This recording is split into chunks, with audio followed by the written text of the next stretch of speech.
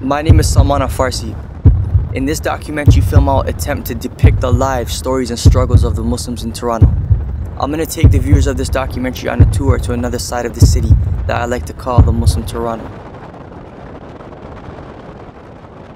I'm gonna quote from your Quran, Surah 23. I learned it in school. If you see the Jewish and the Christian, corner them and kill them. You go asking Muhammad about that. Huh? Take your possession. Where do you find them? How can you say about that? And you're standing here and telling me you know about Islam. You know nothing. No, I'm not. You know nothing about Islam. You know nothing. Because I was one of them. And then after when I studied, I remember I called her ignorant because she wasn't looking at the issue exactly. She's just looking at her experience that she had in Egypt. And I just stood there. I'm like, okay. You know, then I started noticing there's like a big crowd over here, maybe like 20 people or more, I don't know. So, men are so Western, right? The women cannot wear pants. What kind of religion is that? You are not following the religion. So you're not wearing a hijab. You're not following religion. You're not wearing a hijab. No, that's not true. No, you're not a practicing Muslim. I ask you a question. Why does Islam teach to kill Christians? No, it does. Surah 9:29. Kill those who do not follow Muhammad or Allah. Why don't you read your Quran? And then you say to me that you should teach that crap in school and allow that crap in school? Islam is a satanic cult, and you know it. No, because if you follow any Islamic country, they're killing Christians and Jews. They're doing it. Why don't you open your eyes? All we're asking is the parents, your Muslim parents, get you out of the school to stop praying. Go to school and read and write like everybody else, but no prayers. If you guys have a religion of peace, if you guys have a religion of good quality and love, then look what you're causing. Look at the trouble. Why? Because you're asking things that shouldn't be. Because we're asking to pray? No, because the Quran teaches to kill Christians. No. Yes, it does. And for me, I wasn't offended with the things they said to me because I thought these people don't know, Islam. They see what's in the media. Now, if these people are ignorant about Islam, and the media is saying they're terrorists, they're this, they're doing this, they're killing innocent people. Oh, we got Toronto 18, even though they created the whole myth, and then they're gonna hate you. You're not standing up and saying, no, Muhammad ﷺ had a treaty with Christians in the time of his life, and we're not supposed to be bad to them. No, our Prophet, when he went to Medina, he said, spread peace and distribute food. Muhammad ﷺ was a rahmatul lil alameen, a mercy to all that exists. They don't know that because you're not saying it. So when Fox News comes, these people blow up people and they shoot people and they give you a verse that's taken out of context and they give you a hadith that's taken out of context and they give you all this different stuff and you're sitting there going, I didn't know that. Change the channel, brother. Let's watch Bollywood. Let's watch something. Let's watch World Cup. Let's watch something else. While your neighbor's out there watching that and he goes, Muhammad lives next door. Does he really think like that about me, that he should kill me?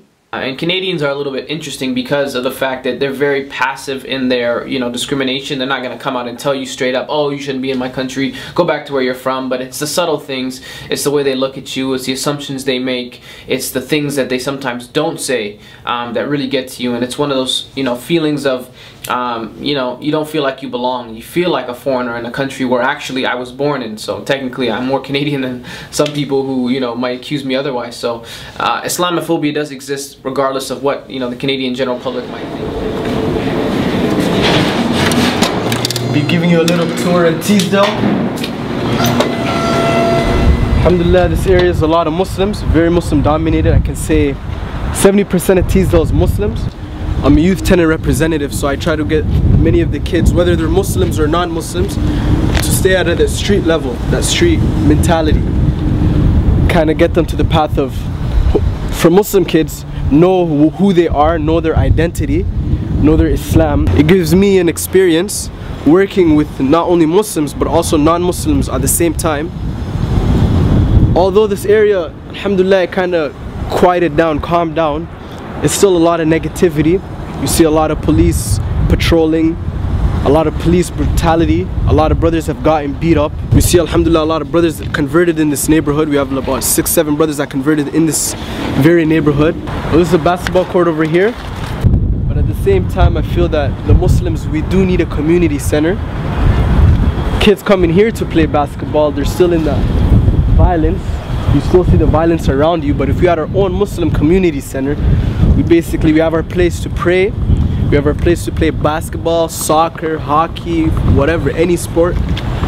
So it's very important to have a Muslim community center, very important. Our Muslim neighborhoods have a lot of mosques.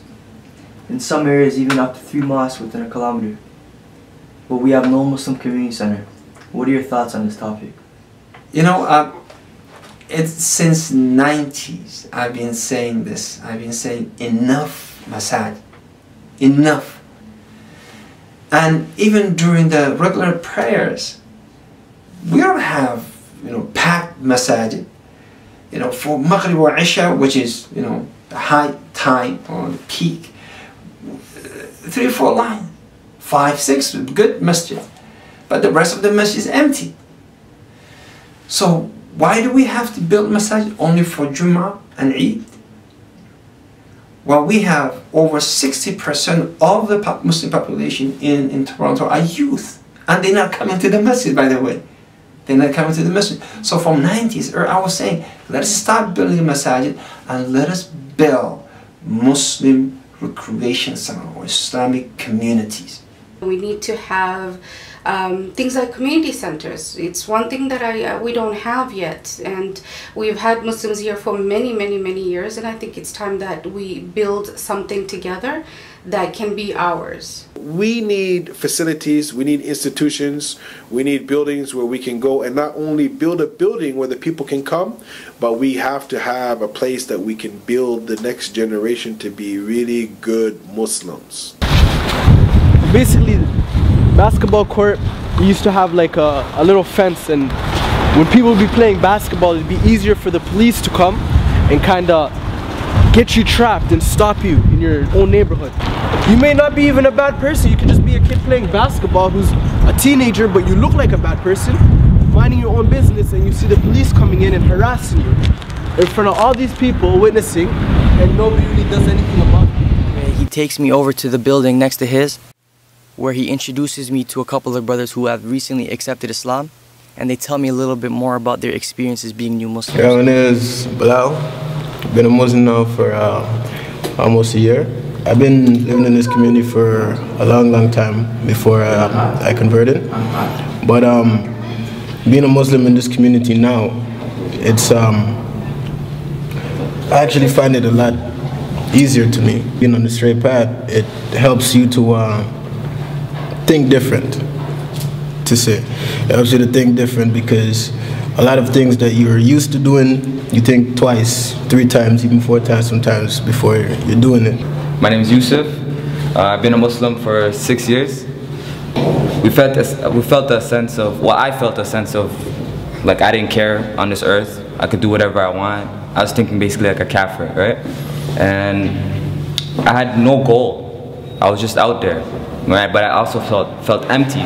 So I used to think every Muslim was a brother, like I was open to every brother, right? But I found the hard way that even Muslims can be conniving to another Muslim brother. I'll just give an example from me, my own self. Sometimes I'll go to a different mosque and just say, for instance, like I'll be making wudu or something, and somebody else would come in and I'll say Assalamu alaikum, and they would look at me strange because number one, I guess they're not expecting someone like me to be there, or maybe it's just their own cultural beliefs that they don't necessarily want to mix and mingle with anybody else, or I don't know what their views are, but for me, I would say the segregation is one problem that we have. Is culture a problem within the Muslims of Toronto? Absolutely. We live in a time where Muslims can't tell the difference between what is cultural and what is Islamic. And culture has embedded itself into Islam so much so that somebody could be practicing what they think is Islam and really it has nothing to do with the religion at all. you know, the Prophet ﷺ, you know, all taught us to follow or keep to our cultures, our individual cultures, as long as it does not stop our practice of Islam. And you find people that let the culture speak louder in their actions than Islam does, and that's when it becomes a problem. Not allowing your children to intermarry from different backgrounds, different ethnicities. You know, as long as Islam is there, it came to eradicate all boundaries, ethnicities and tribal boundaries and stuff like that. So I think we definitely need to work on that aspect. What I've noticed is when I go to masjids, me and my brothers, the converts, you know, we stay together and we learn, and we go to different masjids just to see which one is more welcoming, right? And we've seen that in certain masjids is like a certain type of culture is more dominant. So in one masjid it could be a lot of Pakistanis, one masjid could be a lot of Afghanis, one masjid could be a lot of Bengalis. That's fine, but as I understand, we're all supposed to be one. A lot of the masajid tend to be built, whether we like to admit it or not, tend to be built on culture lines. If you go to certain mosques in the city, those mosques are full of a certain ethnic people. I'm not gonna put anyone out, like it's not exclusive to one group. I think many of the groups have it, whether it's in the west or the east or the north or uptown or downtown. A lot of the masajid are built based on cultural lines, and that's not something that's good in Islam. We're all divided, we have our own different communities. We don't really have that understanding La ilaha illallah Muhammad Rasulullah in that one ummah sense. We all have our own communities with our own cultures. Whether if you're Somali, you're here. If you're Indian, you're here. If you're Pakistani, here. If you're Arab, you're here. And then you get brothers like me who come in. We don't have a culture. We don't belong to one of these, you know, cultures from east or west or north or south. We were born and raised here. So where do we fit in now? Right? You go to this place and they're speaking Somali. You go to this place, they're speaking Arabic. You go to this place, they're speaking Urdu. You go to this place, they're speaking any other different kind of languages. And really, this deen is one, and our ummah should be one, and it shouldn't be based on tribal or cultural or ethnic lines. So culture is such a huge problem that it has embedded itself so deep into the Muslim community that the Muslim youth can't even get married due to cultural problems.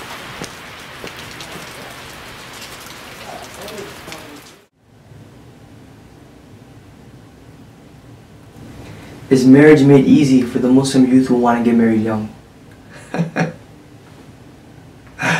Zina was made easy for them. Zina is made easy for them. Marriage, no. No. Parents, they like to play dumb. They like to play innocent. They like to assume, yes, my son, my daughter, they go to school, they sit in a class that every single girl has a boyfriend and every single boy has a girlfriend. And during the class and outside the class, you know, they doing what is not allowed, you know, kissing, hugging, touching each other. And they assume this kid, like Yusuf alayhi salatu wassalam, will see all this ma'asiyah and will concentrate on his school and his Quran between the classes, and he will sit in the masjid, read Riyadh al-Salihin, and then he will come back out of his school, mashallah, untouched, pure. You know, he was lowering his gaze, and the girls was mashallah not talking to the boys. They like to assume that, but that is not the reality. That is not the reality. You know, everything is available. The girls are coming and approaching me. You know, I want to protect myself. I want to get married. MashaAllah, I found a young girl. She's good. MashaAllah, we're both going to be in school. We're going to live our life as a Muslim, but at least we are protecting ourselves. And Allah promised us, if you're afraid of poverty or if you're afraid that we cannot handle our responsibility, Allah promised in the Quran that He will take care of us. And He promised in the Sunnah, it is wajib on Allah to maintain us. You know, we just want to get married. Is a day of Qiyamah? No. I know parents who know for a fact that their boys, their sons are bringing girlfriends to his room. He's bringing his girlfriend to the house, and they going upstairs, and sometimes they spend the whole night together, and they say, oh, mashallah, he's a good boy. He prayed last Eid, you know. He goes to Jum'ah once a while. He's a good boy. If that boy says, you know, I want to fear Allah, I want to make tawbah, I want to marry this young girl, never. You know, what do you expect them? What do you think they're doing upstairs? Reading Sahih al-Bukhari?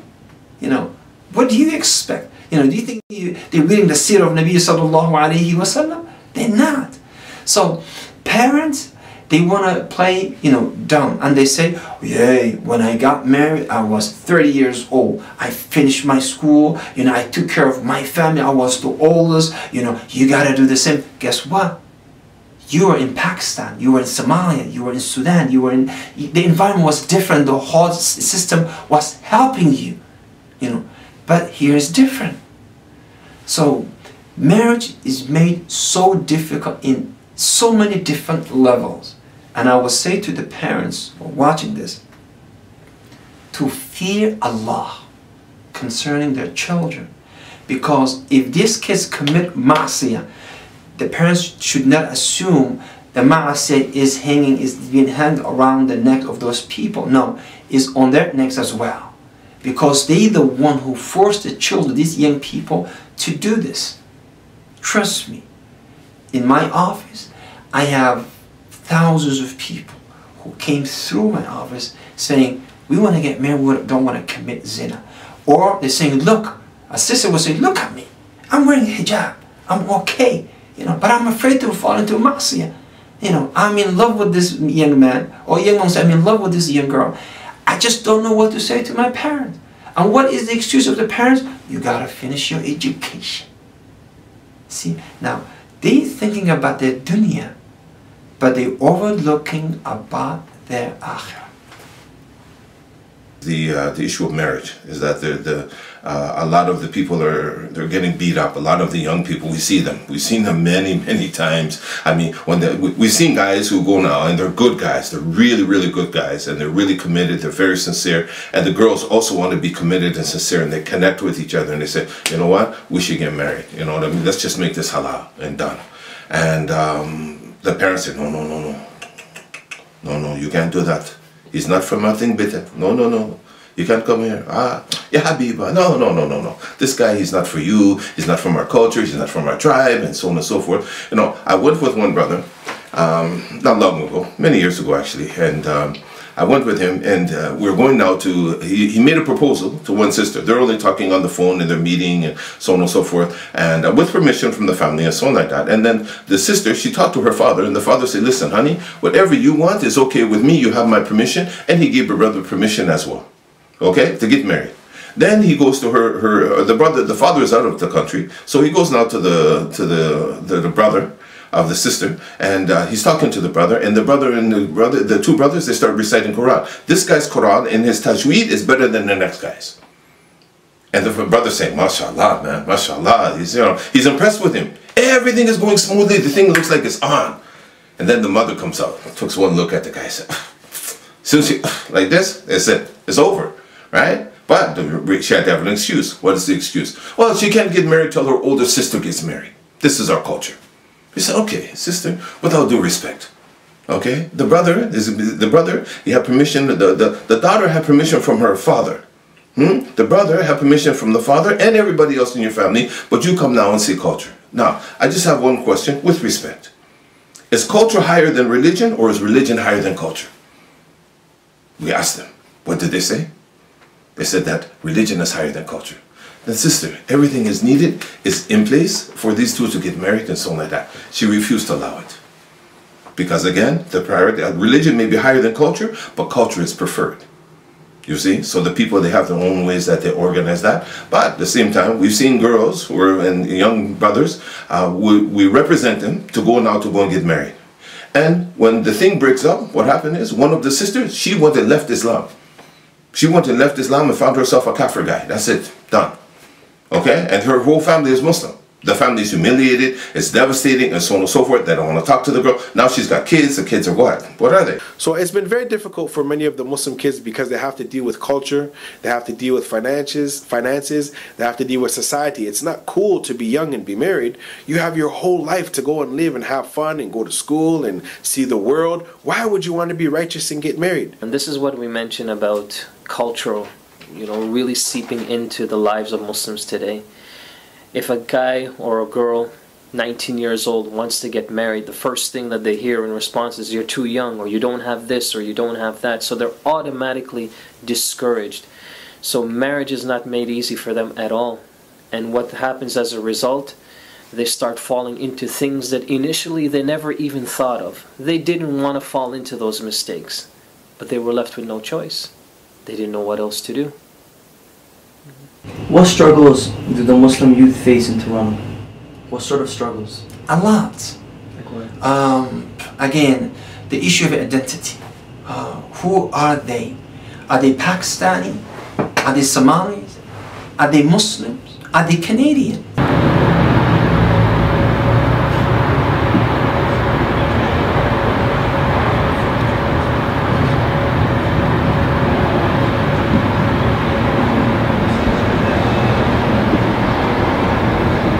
There's a lot of people, a lot of Muslim brothers in Toronto.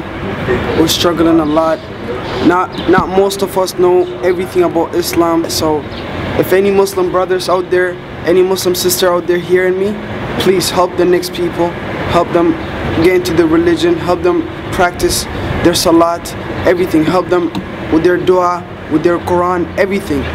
There's a lot of people who want to convert too. There's a lot of people who wants to convert. But without a Muslim brother's help, it can't happen because they won't know what to say. I mean, a lot of youth talk to me and they tell me how it is growing up here. They say that oftentimes they're told to do things and they don't know why they're supposed to do them. And the people telling them to do them don't know why they're supposed to do them either. So there's a certain disconnect with the brothers and sisters who have to grow up here and the ones who came here. So when they grow like this, they lose their identity.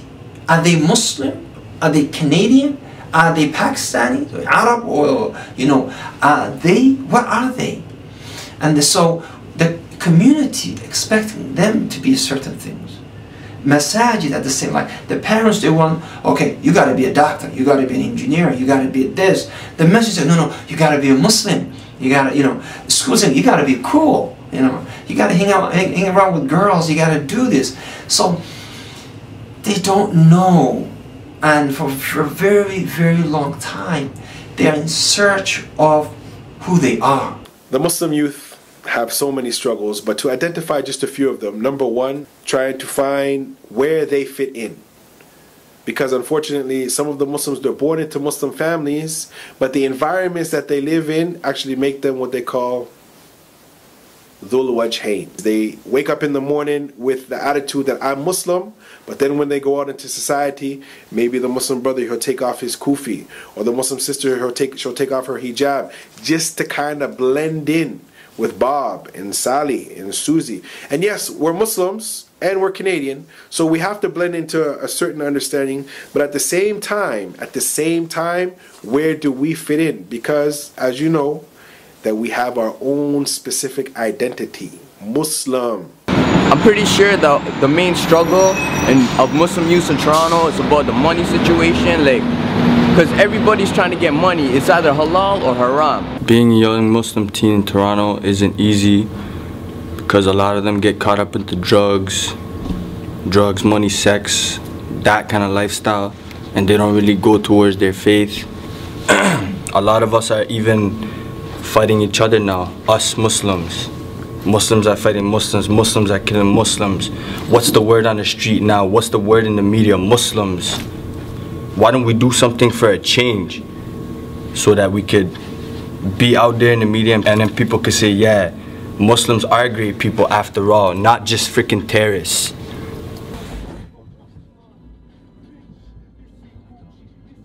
So I catch up with a brother who has recently accepted Islam here in Toronto. And he tells me a little bit about his struggle and his experience with jail. At the East Detention right now.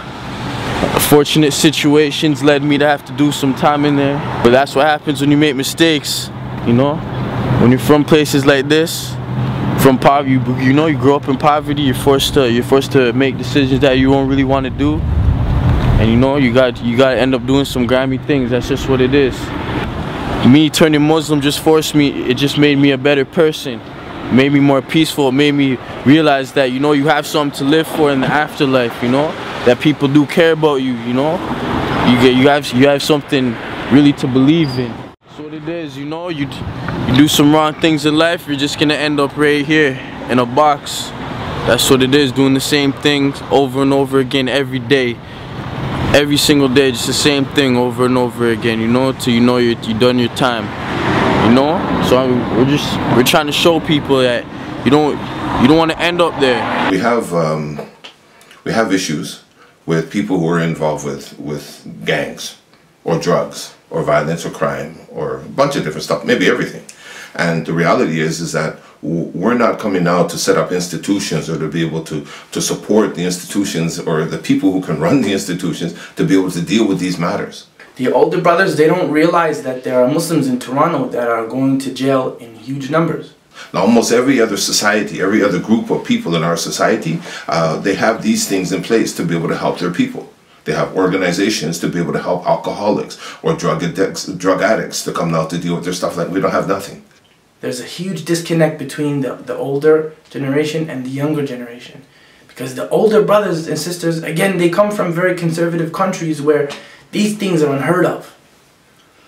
If someone is addicted to drugs in a Muslim country, it's a big deal, and there's usually only one in the village. Here, you may have 5 on your block. But for the youth, you know, many of the youth, they're not able to have programs in these institutions or masajid because many of the elders, the way they grew up practicing their Islam and how they run the masjid, they don't understand that the youth should come there and have it as a place to hang out, to be educated, to be entertained, and to just kick back.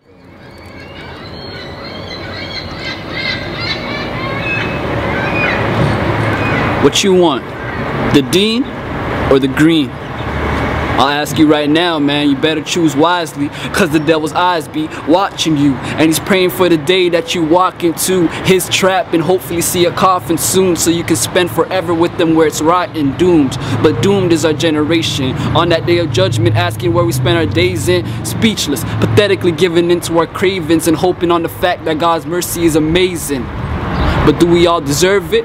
And if we don't, then in hell we'll be blazing. And in it on that day is most of the population of the world as we know it. Muslims bite tongue, but if I ask you, you show it.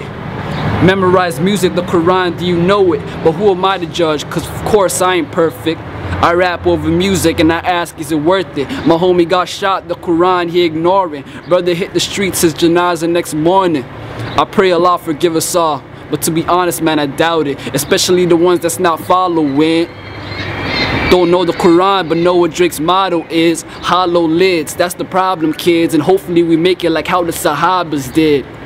And when you die, better hope the timing is right. Look at my city, the devil's having the time of his life. Got brothers my age following what Tupac did, but got no time for following all of the prophets. Hopefully we find a cure for this wreckage. And if Allah wills, I'll save a soul with this message. The Muslim Toronto.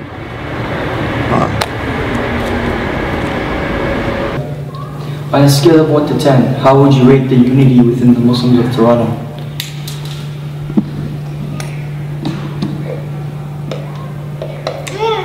Out of 10? 10. From my personal experience, I'll give it a low 3. I'll give it a low 3. And I'm being generous. I'm giving it a 2. 3. 5 to 4. I would say it's about a 6. On a scale of 1 to 10, how would you rate the unity of the Muslim people here in Toronto?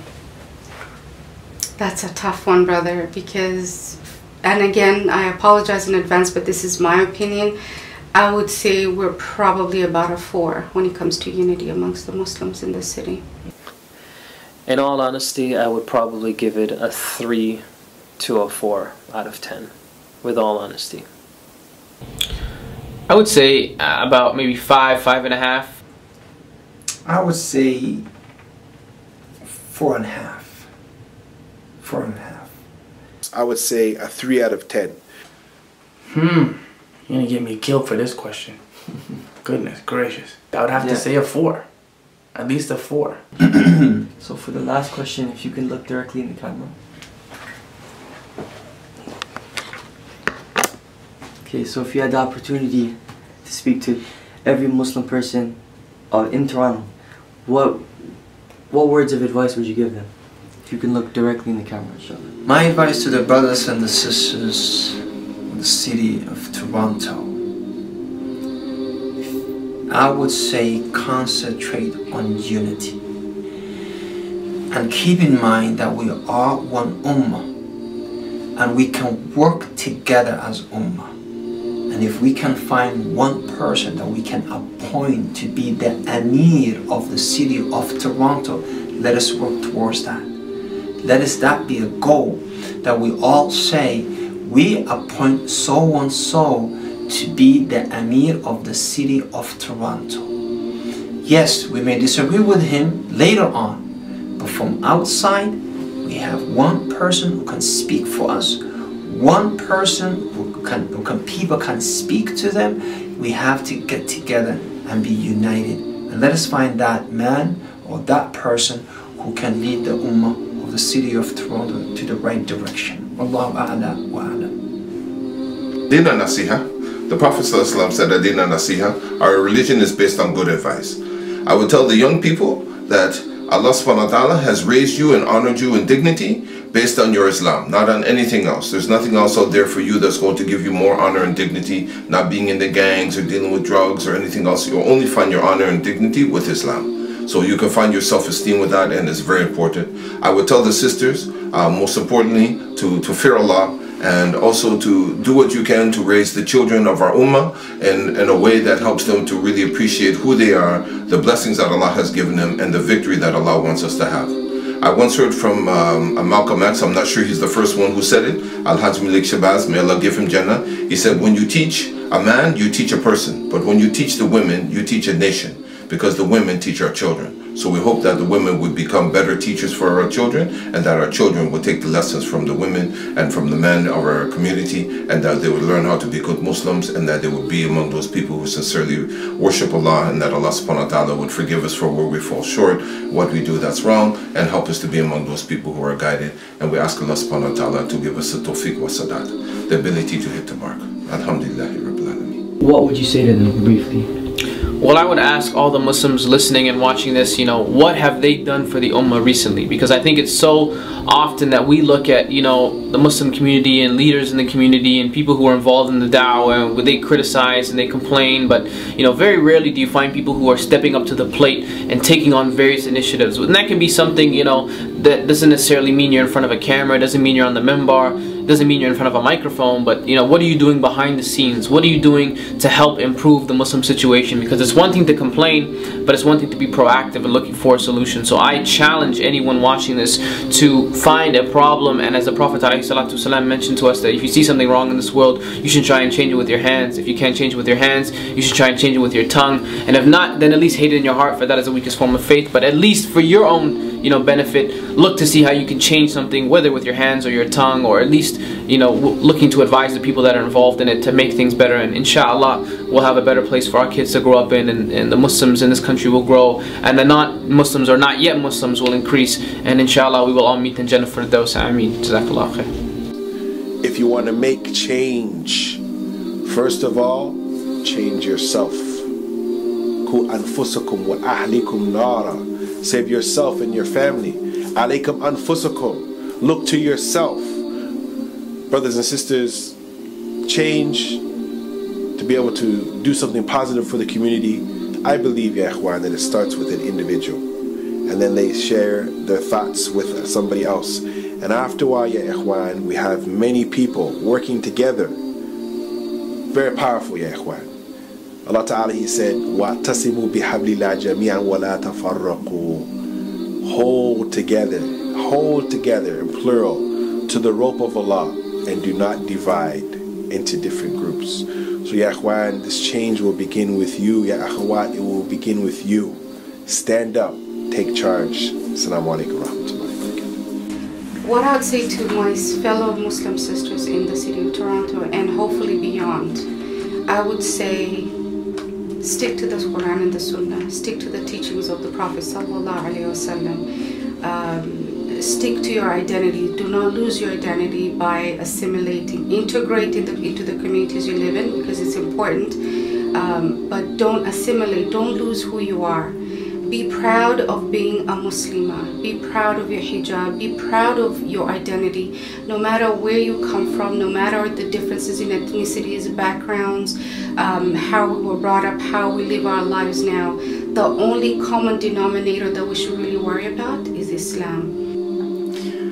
What would I say to the whole ummah? You've been given something that no other people have been given in the history of humanity. You've been given something from the creator of all that is created, from the one who put the sun in its place. You've been given a message straight from him, delivered to you by the best messenger that ever lived, alayhi salatu wasalam, being Muhammad, peace and blessings be upon him. You've been given something that is perfect in its nature, and you need to, all of us, we need to return back to that, because Islam is without a shadow of a doubt, if rightly applied, the solution to humanity. There is nothing better than this. Before Islam, we were people who were degraded, and with Islam, we are people who are dignified if we apply it. You are living in a place that's beginning and its end have been determined already, and you are headed to a place, al-akhirah, that is endless. So be very, very sure and careful of what you put forward for that place. O Muslims of Toronto, I remind you of one verse in the Quran, Surah number 25, Ayah number 30. The Prophet, peace be upon him, he complained to Allah and he said, "O my Lord, my people have taken the Quran and they've abandoned it. O mankind, O Muslims of Toronto, come back to the religion of Allah, come back to your Lord."